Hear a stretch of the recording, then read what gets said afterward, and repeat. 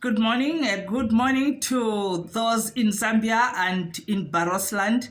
My name is Madam Sylvia Namwangonawa. I'm president for Liberty Democratic Party.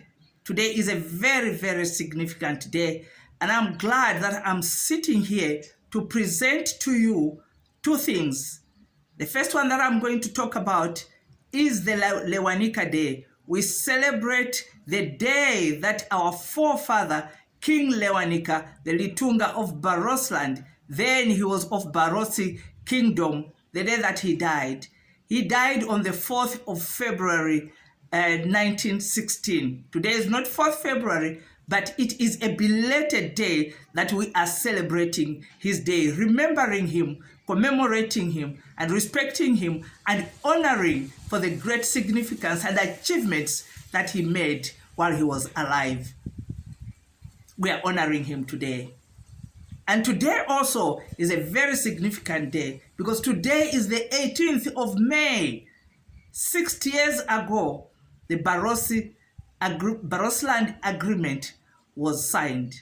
Let's get into the commemoration of the Lewanika Day. So he was born in 1842. That is the King Lewanika, one of the greatest kings of Barotseland ever to live. Born in 1842, and he died on the 4th of February, 1916. I would like us to listen to this history because they say that when you don't know your history, then you don't know where you are going.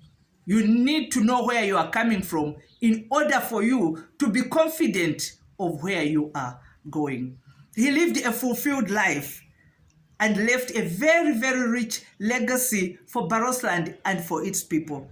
He was discovered and recognized and deeply respected by the British monarchy. He was invited because he was so respected and recognized. He was actually invited to attend the coronation of King David VII in London, in England.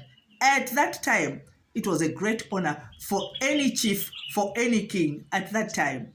He was also privileged to sign a lot of concessions with the South African British company. For those that are in Barotseland, the ones that lived during our time, we were young, but we knew that there were those who used to come from South Africa who were working in the mines. In Lozi here, we used to call them Makumucha. When they landed, the whole place would be changed. The whole of Mungu would be changed, and they would look so sophisticated. The Makumuchas. Those are some of the concessions that he signed with the South African British company. He also took part in the formation of ANC, the African National Congress, the one that you see today in South Africa. He took part in it. That is how much he worked. And all these achievements, they put the Barotse monarchy on the world map. And his royal prerogative of the Barotse Empire, was recognized by white colonialists as they scrambled for Africa. So he was excluded from that scramble. I mean, the Barotse monarchy was excluded from that scramble. Our Lewanika played a major role in the abolishment of slave trade, and he united all the tribes of the kingdom. Today in Zambia, we pride ourselves in having 72 or 73 tribes. But I would like to tell you that today, 48 of those tribes are coming from Barotseland. 48 are coming from Barotseland. The rest are the ones that are in Zambia. Do the maths, and you'll see that there are more tribes here than there are on the other side.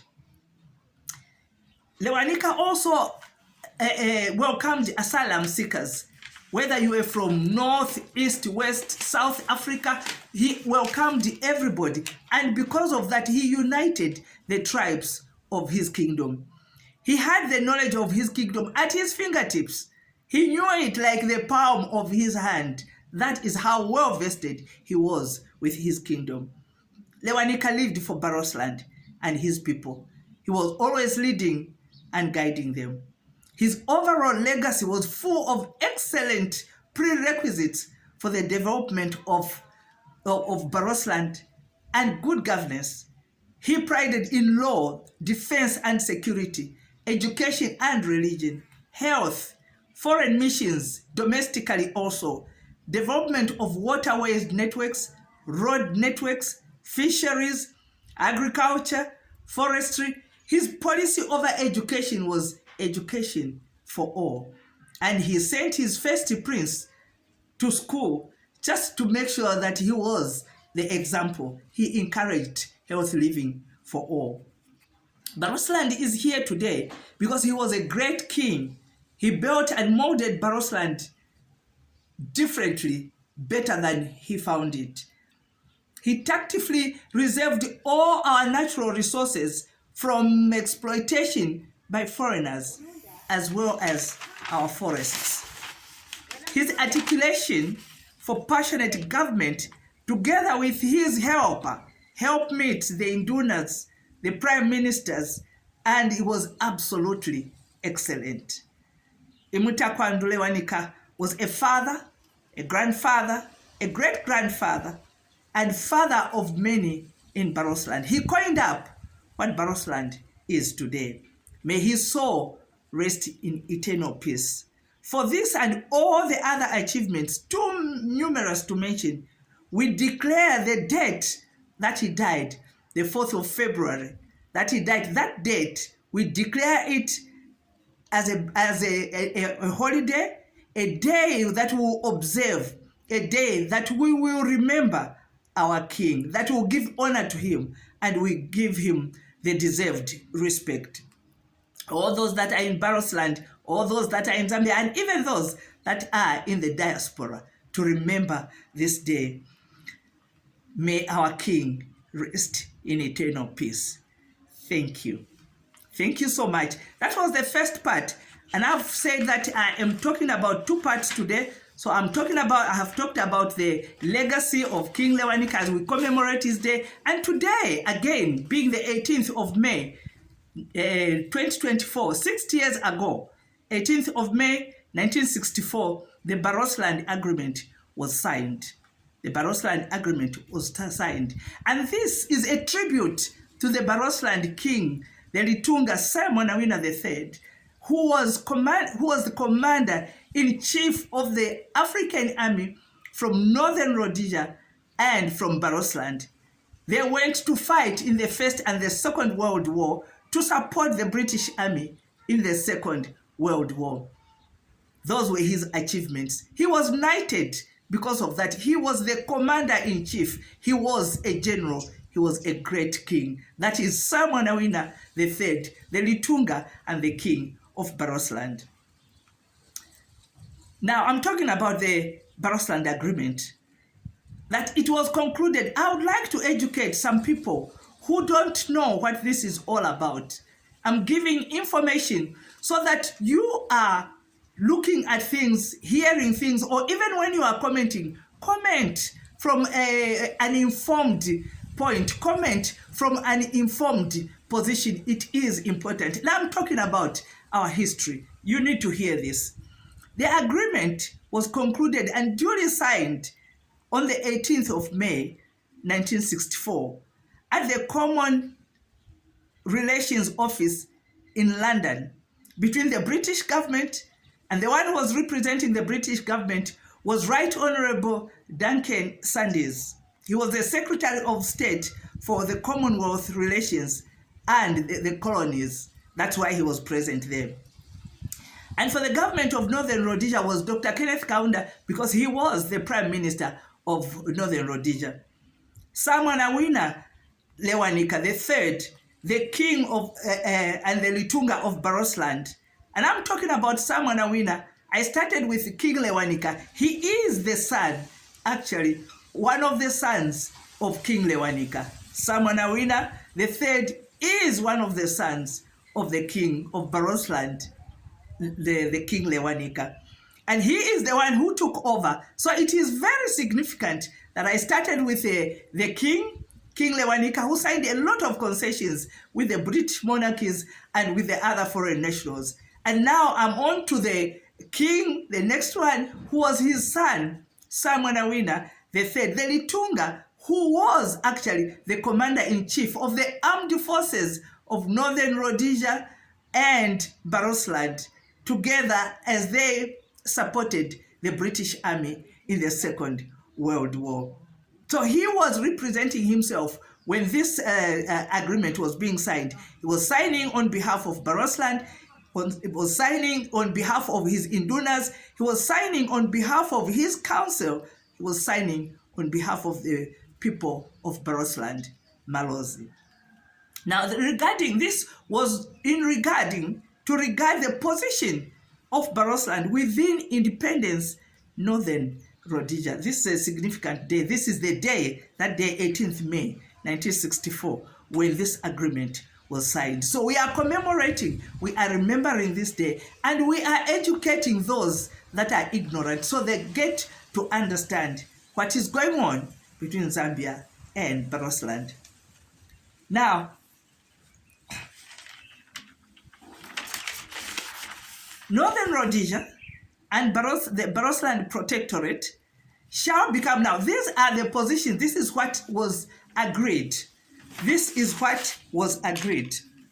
That it is the position of the Royal Barotseland government that the Barotseland Agreement 1964 is the undisputed legal basis for the creation of modern Zambia, formed by the coalition of Barotseland and the Northern Rhodesia through the signing of the Barotseland Agreement 1964, 18th May in 1964, which was signed by the three entities, that is the British government, the Northern Rhodesia government, and the Barotseland Protectorate government, which was led by the Litunga Samonawina III. And the agreement states like this. I'm going to read some of what the agreement, some points of the agreement. The first one is that the Northern Rhodesia and the Barotseland Protectorate shall become one independent sovereign republic. That Northern Rhodesia and Barotseland Protectorate shall become one independent sovereign republic. And that will be the Republic of Zambia. That will be the Republic of Zambia.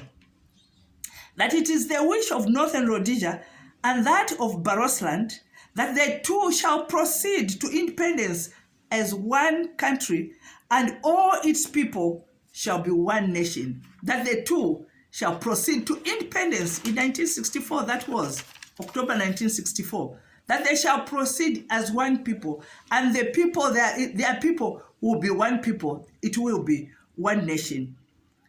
There were a number of treaties that were signed. So, as there are a number of treaties and agreements between the United Kingdom government and the Litunga of Barotseland, which will terminate on Independence Day, any responsibility of the UK, the United Kingdom, for the government of Northern Rhodesia, including Barotseland, shall thereupon cease. Northern Rhodesia and Barotseland wish to enter into agreements concerning the position of Barotseland as part of the Republic of Zambia, to take the place of all those treaties and other agreements.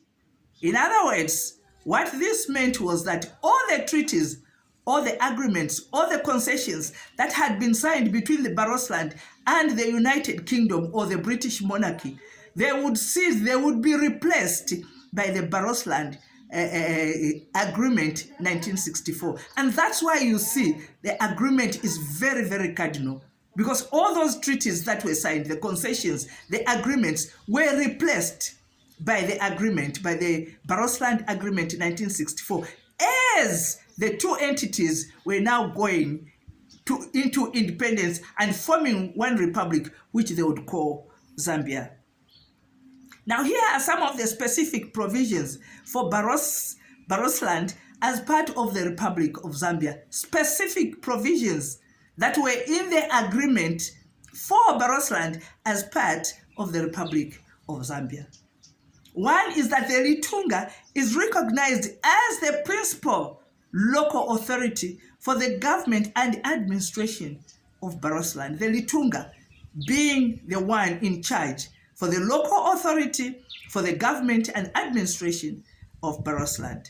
That the Litunga is empowered to make laws in respect of a wide range of issues, including matters relating to the local government. Land, fish, local taxation, control of hunting, game preservation. So he was in charge. He had the power. He was empowered to make laws even in the local government. To make laws in the local government regarding land, fish, local taxation, control of hunting, games, all that. And also the treasury, which was called the Barotse Native Treasury. So if there was a Barotse Native Treasury, it meant that Barotseland had a bank. Barotseland had a bank. The Litunga and his council shall continue to have the powers they previously enjoyed in respect of the land matters in Barotseland. They shall continue to have to enjoy those privileges under customary law and practice.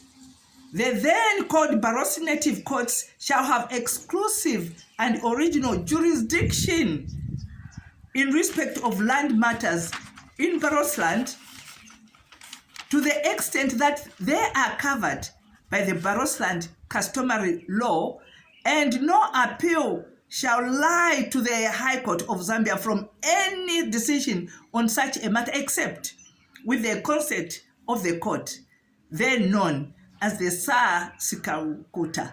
What they are saying here is the Barotse Native courts would continue in their jurisdiction of being the overseers on matters in their localities.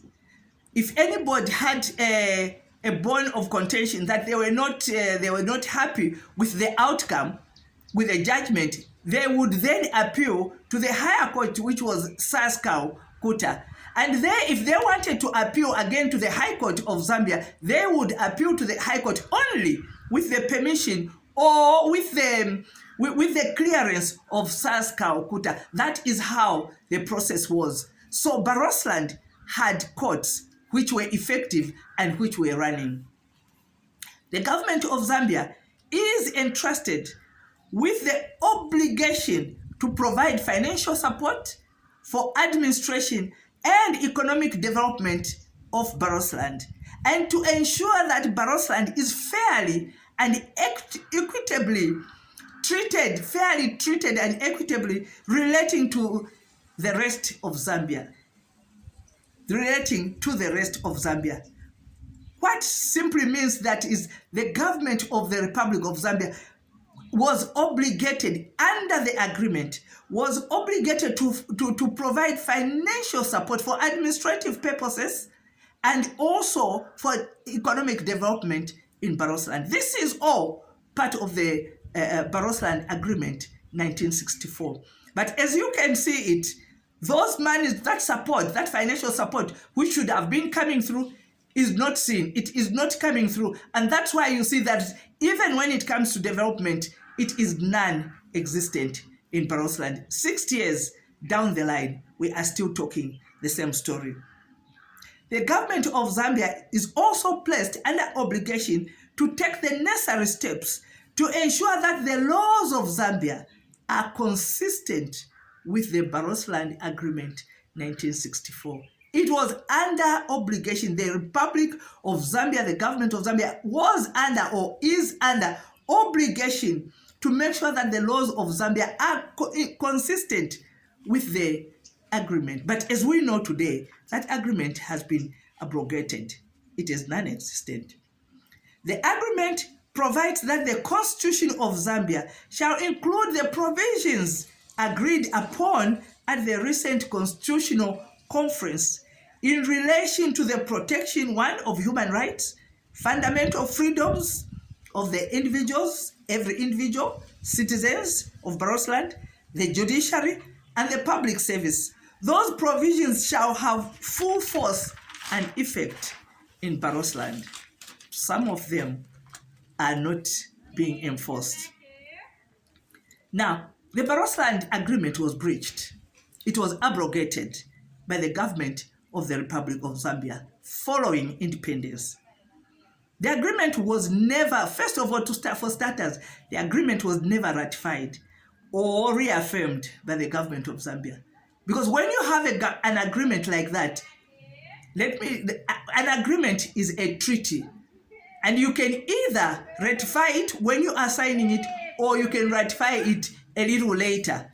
It should have been ratified at independence on the 24th of October in 1964, but it was not.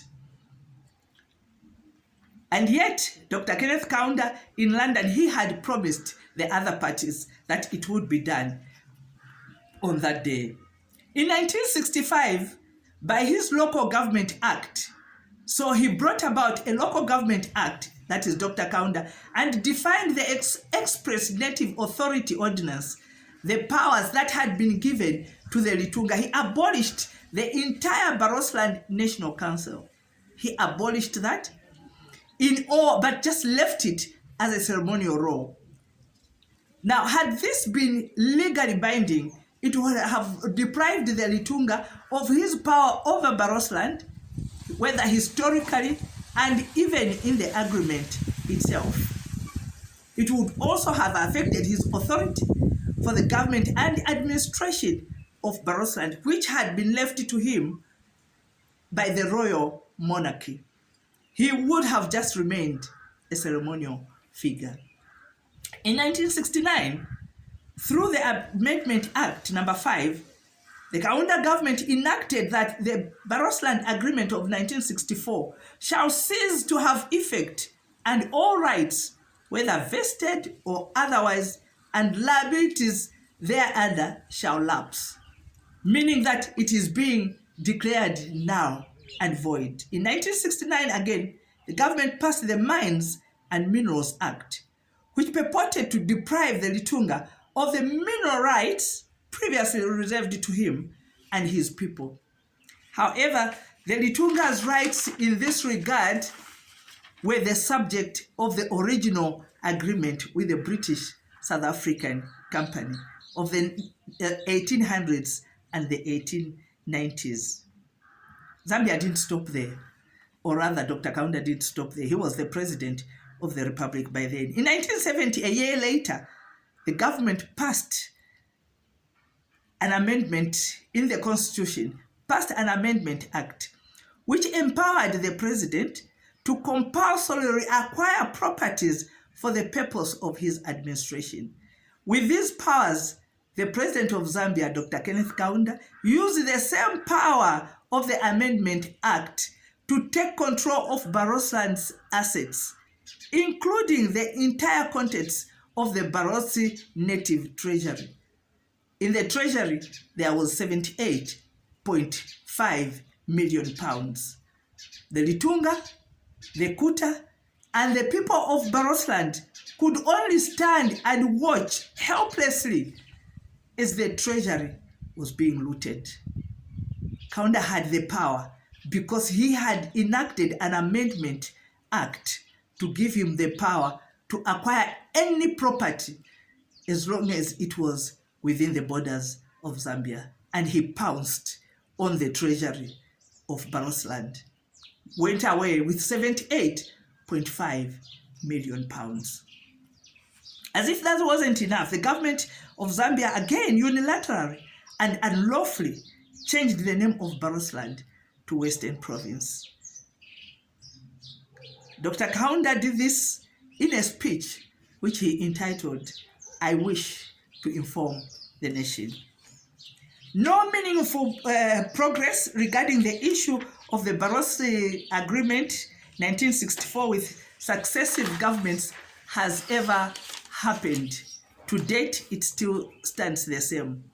So the legal position now of Barotseland on the 18th May 1964 Barotseland Agreement, it is defunct. The agreement is defunct, and it has been nullified. Now, in international law, there's one matter of absolute legal clarity about the Barotseland Agreement, given the parties, the subject matter, the circumstances, in which it was made, the intention of the agreement, the detailed content, and its designation in law is that of an international treaty. That agreement was an international treaty. So Barotseland Agreement 1964 was required now. It was a treaty. And there is a requirement which is dictated of the International Committee, Custom and International Law, that the parties duly perform their duties according to that obligation. That is what the international law is requiring. Zambia, therefore, could not deliberately act as though the agreement did not exist. The international elements and requirements, they take it beyond the scope of merely a domestic or a municipal law. Dr. Kaunda did that in 1970 through the Amendment Act number 5, that the Barotseland Agreement in 1964 treaty shall cease to have effect without following laid down procedures. What is a treaty? It is an international agreement in writing between two states. Between two states, it's a bilateral treaty. Between a number of states, it becomes a multilateral treaty. Treaties are also known as conventions, pacts, protocols, final acts of covenants, or agreements. And in this case, it was the Barotseland Agreement. Treaties are binding in international law, and they constitute the equivalent of the municipal law of contracts, conveyance, or legislation. According to the Vienna Convention on the Law of Treaties, 1969, treaties are concluded by the process of ratification. The Barotseland Agreement 1964 was not ratified, yet Dr. Kaunda, when he signed it in England, in London, he had promised the other parties that it would be ratified on Independence Day. It needed ratification. Now, ratification, it's just to approve a treaty, and it's usually done by a head of state, or it's a head of state with his judiciary. But BA 64 was not ratified. Now, if Dr. Kaunda thought he would dupe the people of Barotseland by signing the pre-independence agreement in bad faith, then actually he was deceiving himself. And he was deceiving all the Zambian citizens, because in international law, immediately one appends their signature to the treaty, they become legally bound and obligated to obey it. What happens when a treaty has been breached? There are consequences. The innocent party has the right to revert to their original status before the treaty was signed or ratified. That is according to Vienna Convention, Article 60. Additionally, a party may not invoke the provisions of the international law as justification for its failure to perform or the treaty.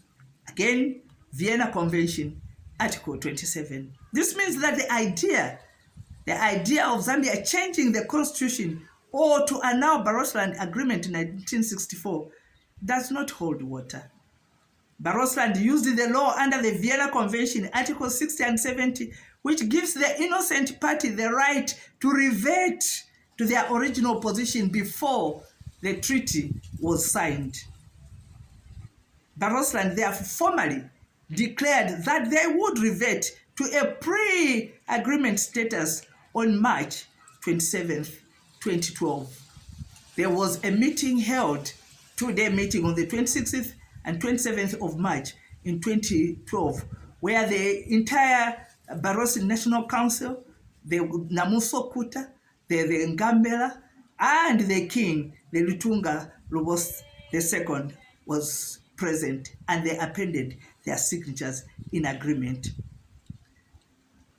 Reparations, they are not only consequences, the other consequence is reparations, that the party that has been injured has to be compensated.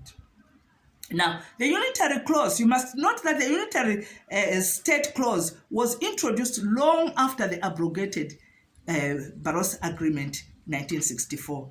And so does Barotseland Agreement 1964 qualify as such in law? The answer is yes. Does it qualify as a treaty? Does it qualify for the reparations and the consequences? The answer is yes. Legally speaking, Zambia's actual occupation of and purported exercised authority over Barotseland came to an end as early as Zambia's first demonstration of abrogation of the agreement in 1965. It should be understood that the objective and effect of the Barotseland Agreement was not that we were surrendering our sovereignty to the new state. Barotseland was not surrendering its sovereignty to the new state. On the contrary, the understanding of the agreement was that it was merely an agreement to transfer the obligations, which were obligations of Her Majesty's government of Northern Rhodesia, to the state of Zambia, and the obligation related to areas of development, finance, and external relations. Otherwise, Barotseland was within Barotseland, and Barotseland remained free to conduct their own affairs as they deemed fit. Barotseland is the only bona fide kingdom from Queen Umbuya Mwamba. Barotseland is our strength and our heritage. Barotseland survived the scramble for Africa and the Federal Republic of Rhodesia and Nyasaland. Barotseland is our history. Without our history, we are nothing. Zambia's history depends on the existence of the Barotseland history, depends on the Barotseland Agreement 1964. To destroy Barotseland is to destroy Zambia. The very name of Zambia is derived from the Zambia which lies mostly in Barotseland. Viva Barotseland, long live Bulozi Waruna. Now, here I was just giving out information. This is history. Learn to know what was contained in the Barotseland Agreement of 1964. The only way we can move forward as the two entities to coexist together is that we understand where we came from. That way, we will be able to know where we are going. Thank you for listening. May God bless you.